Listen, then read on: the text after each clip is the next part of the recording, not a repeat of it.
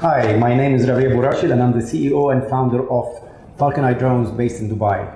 Airwards is an amazing platform to recognize innovation in the field of drones. I've judged tens of entrants and I'm amazed on what I've seen, but today I'm going to only announce one winner. I'm going to announce the Energy Award in the Industry and Field Group, and the winner is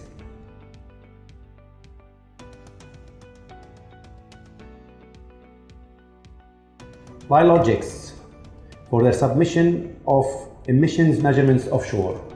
Thank you very much and congratulations.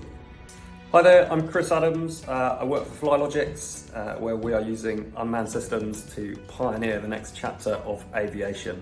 We're delighted to receive this award. Thank you. It's amazing to have the recognition for this project, which is all about measuring methane emissions, tackling a really significant climate change problems, and seeing unmanned systems play a critical role in that. So thank you very much. We're really grateful and excited about the future.